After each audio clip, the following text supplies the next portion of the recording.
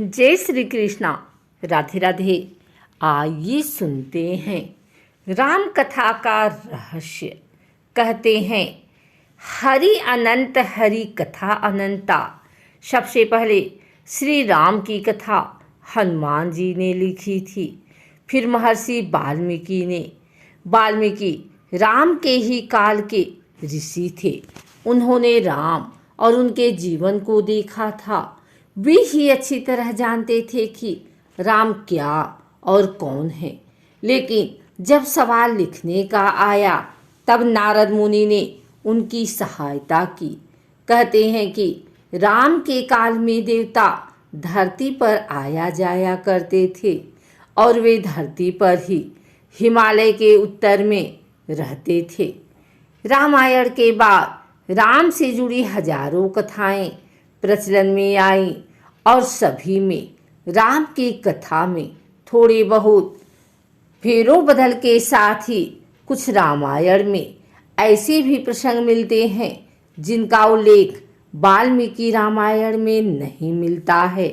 राम की कथा को वाल्मीकि के लिखने के बाद दक्षिण भारतीय लोगों ने अलग तरीके से लिखा। दक्षिण भारतीय लोगों के जीवन में राम का बहुत महत्व है। कर्नाटक और तमिलनाडु में राम ने अपनी सेना का गठन किया था। तमिलनाडु में ही श्री राम ने रामेश्वरम ज्योतिर्लिंग की स्थापना की थी। वाल्मीकि रामायण और बाकी रामायण में जो अंतर देखने को मिलता है वह इसलिए कि वाल्मीकि रामायण को तथ्यों और घटनाओं के आधार पर लिखा गया था, जबकि अन्य रामायण को सुनने के आधार पर लिखा गया। जैसे बुद्ध ने अपने पूर्व जन्मों का वृतांत कहते हुए अपने शिष्यों को राम कथा सुनाई, जैसे बहुत समय बाद तुलसीदास को उनके गुरु ने सारे क्षेत्र में राम कथा सुनाई। इसी तरह जनश्रुतियों के आधार पर हर देश ने अपनी रामायण को लिखा है। राम कथा सामान्यतः बताने के लिए सुनाई जाती है। रामायणों की संख्या और पिछले 2500 या उससे भी अधिक सालों से दक्षिण तथा दक्षिण पूर्व एशिया में उनके प्रभाव का दायरा बहुत व्यापक है। जितनी भाषाओं में राम कथा पाई जाती है, कवियों और साहित्यकारों ने रामायण को और रोचक बनाने के लिए उनकी मूल कथा के साथ तो छेड़छाड़ नहीं की, लेकिन उन्होंने कथा को एक अलग रूप और रंग से सुसज्जित कर दिया। नृत्य नाटिकाओं के अनुसार भी कथाएं लिखी गई और शास्त्रीय तथा लोक परंपरा दोनों के ही अनुसार राम और रावण की कथा को श्रृंगारिक बनाया गया। इस तरह रामायण की संख्या और भी बढ़ जाती है। सदियों के सफर के दौरान इनमें से कुछ तो बदलाव हुआ ही होगा, लेकिन सदियों के इस सफर के कारण ही लोग इसे महज काव्य मानने की भूल और पाप करते हैं।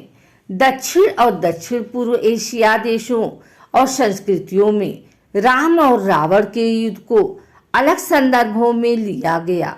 दक्षिण भारत, श्रीलंका, इंडोनेशिया, मलेशिया, माली आदि द्वीप राष्ट्रों में रावण की बहुत ख्याति और सम्मान था। इसलिए उक्त देश में राम कथा को अलग तरीके से लिखा गया। सर्वप्रथम श्री राम की कथा भगवान श्री शंकर ने माता पार्वती को सुनाई थी। उस कथा को एक कौवे ने सुन लिया। उसी कौवे का पुनर्जन्म काका भुसुंडी के रूप में हुआ।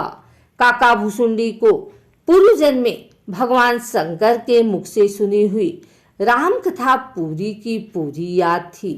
उन्होंने यह कथा अपने शिष्यों को सुनाई। इस प्रकार राम कथा का प्रसार हुआ। भगवान शंकर के मुख से निकली श्री राम की यह पवित्र कथा आध्यात्म रामायण के नाम से विख्यात है। इसके अलावा एक कथा और प्रचलित है कि कहते हैं कि सर्वप्रथम राम कथा हनुमान जी ने लिखी थी और वह भी शिला पर। यह राम कथा वाल्मीकि जी की रामायण से भी पहले लिखी गई थी और हनुमाष्टक के नाम से प्रसिद्ध है। वैदिक साहित्य के बाद जो राम कथाएं लिखी हुई उन्हें वाल्मीकि रामायण सर्वोपरि है। यह इसी कल्प की कथा है और यह प्रामाणिक है। वाल्मीकि जी ने राम से संबंधित घटना चक्र को अपने जीवन काल में स्वयं देखा या सुना था, इसलिए उनकी रामायण सत्य के काफी निकट है। लेकिन उनकी रामायण के सिर्फ 6 ही कांड थे। उत्तरकांड को बौद्ध काल में जोड़ा गया। उत्तरकांड वाल्मीकि रामायण से कोई संबंध नहीं है। अद्भुत रामायण संस्कृत भाषा में रचित 27 सर्गों का काव्य विशेष है। कहा जाता है कि इस ग्रंथ के प्रणेता भी वाल्मीकि थे, किंतु शोधकर्ताओं के अनुसार इनकी भाषा और रचना में लगता है कि किसी बहुत परवर्ती कवि ने इसका प्रणयन किया है, अर्थात अब यह वाल्मीकि कृत नहीं रही। वर्तमान में लगभग 28 रामायण प्रचलन हैं।